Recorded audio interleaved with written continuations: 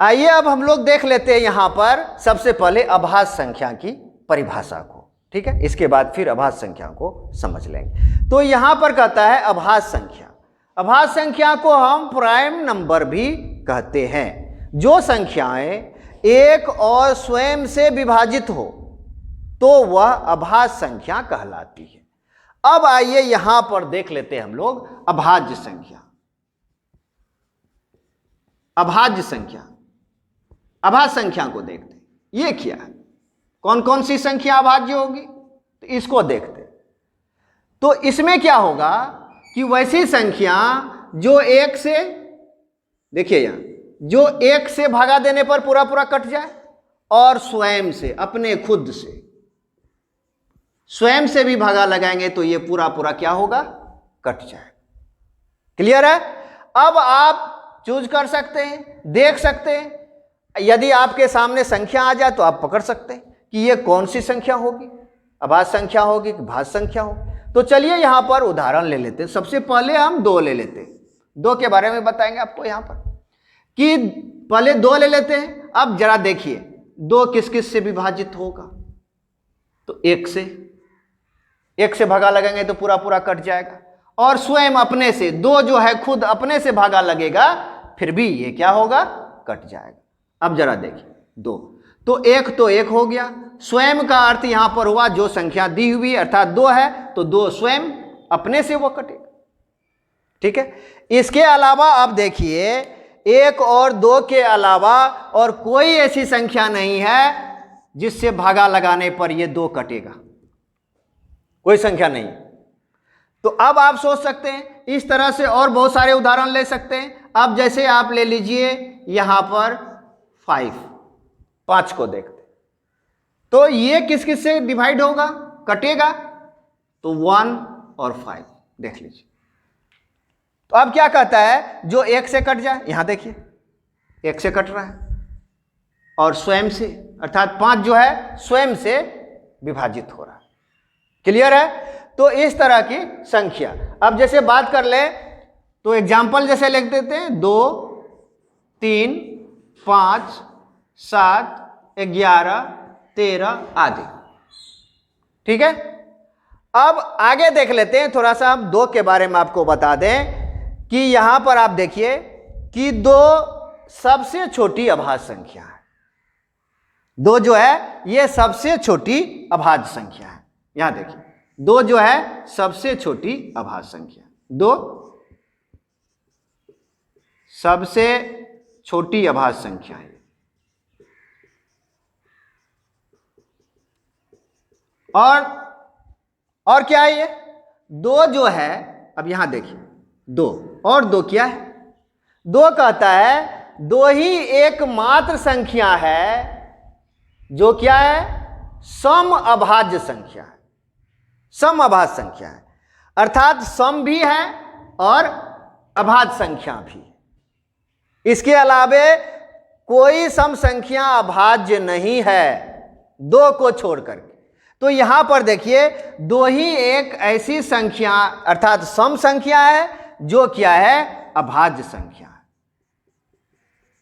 अभाज्य संख्या। यदि आपसे सवाल पूछा जाए, क्वेश्चन पूछा जाए कि कौन सी सम संख्या है ना जो अभाज्य है, तो वह एकमात्र केवल 2 जो सम भी है और अभाज्य भी है। 2 क्या है, ये सम संख्या भी है और अभाज्य भी है। ठीक है। अब इस तरह से हम आगे भी देख लेते हैं। ठीक है। अब हम लोग देख लेते हैं सहअभाज्य संख्या। सहअभाज्य संख्या क्या है, पहले हम यहां पर परिभाषा देख लें। सहअभाज्य संख्या को प्राइम नंबर, जिन 2 संख्याओं का HCF 1 हो तो ऐसी संख्याओं को सहअभाज्य संख्या कहते हैं। ठीक है। अब इसको देख लेते हैं। सहअभाज्य संख्या, यहां देखिए सहअभाज्य संख्या, सहअभाज्य संख्या। ठीक है। अब इसमें क्या कहता है कि वैसी दो संख्याएं, अर्थात जिन दो संख्याओं का, अब जिन दो संख्याओं का, यहां पर कहने का तात्पर्य यह है कि सहअभाज्य संख्या जब भी होगा तो वह जोड़े में होगा, पेयर में होगा। इसीलिए यहां परिभाषा में बताया गया है कि जिन दो संख्याओं का HCF एक हो। ठीक है, अब जैसे हम उदाहरण ले लेते हैं, इसमें बताता है कि जिन दो संख्याओं का क्या होगा, HCF 1 हो जाए। ठीक है, अब जिन दो संख्याओं का आता है, तो इसका मतलब सहअभाज्य संख्या हमेशा किसमें होगा, पेयर में होगा, जोड़ा में होगा। अब जैसे बात कर लेते हैं 4 और 5। ठीक है, अब देखेंगे कि ये सहअभाज्य संख्या है या नहीं।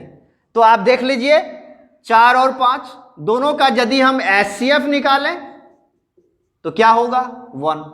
चलिए आपको निकाल के दिखा देते हैं, आप कहीं सोचिएगा होगा कि नहीं, क्या होगा। तो चलिए,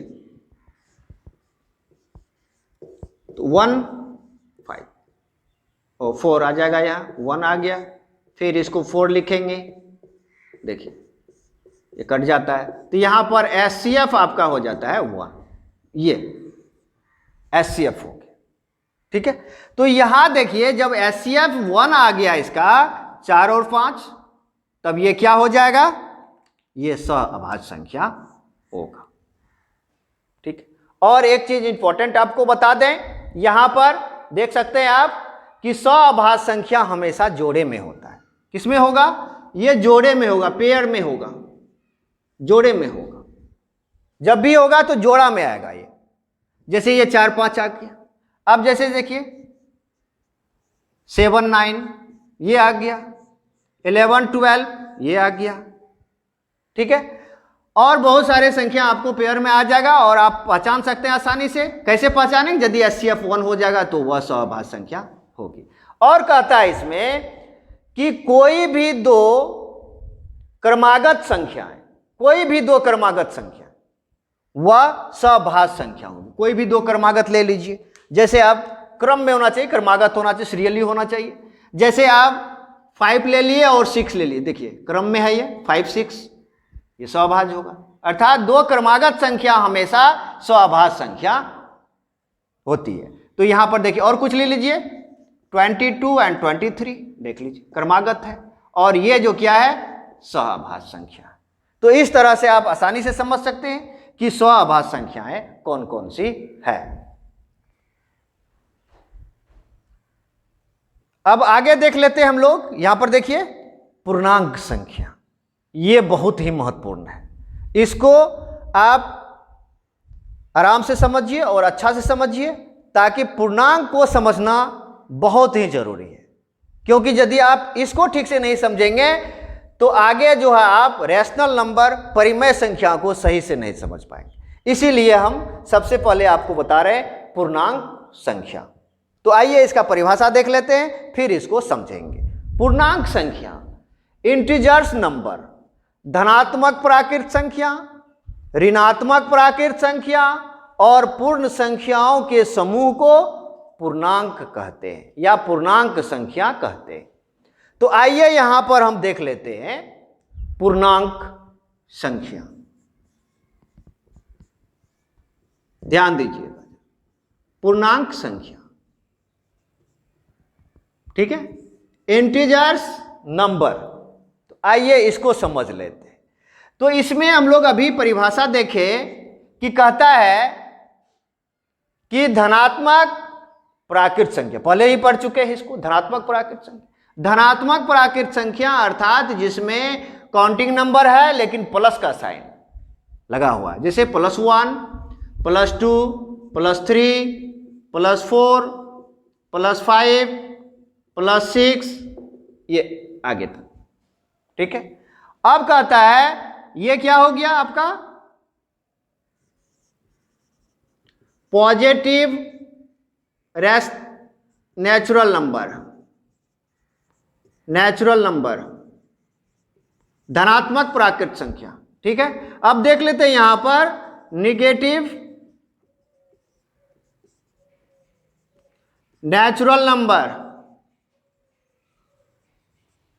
अब ये क्या हुआ, ऋणात्मक प्राकृत संख्या। देखिए -1, -2, -3, -4, -5, -6 आदि, ठीक है।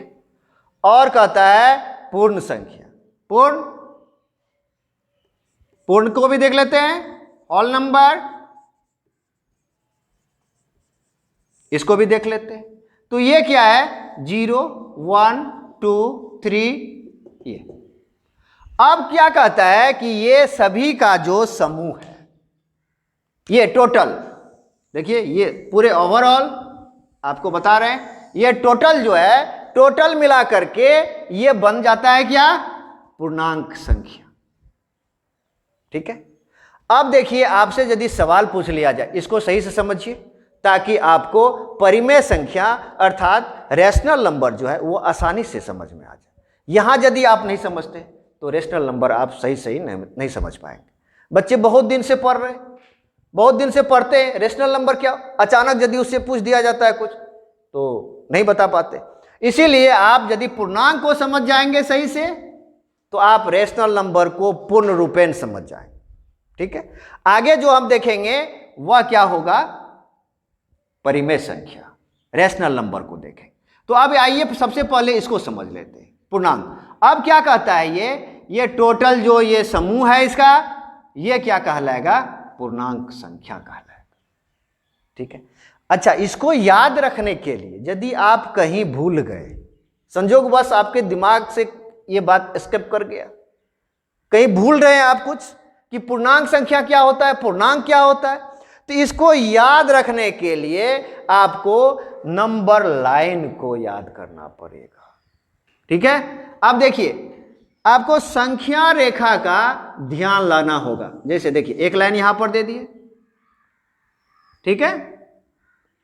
अब यहां पर 0 आ गया, इसका भी 2 भाग होता है, राइट और लेफ्ट, दाएं हाथ के तरफ, बाएं हाथ के तरफ, ठीक है।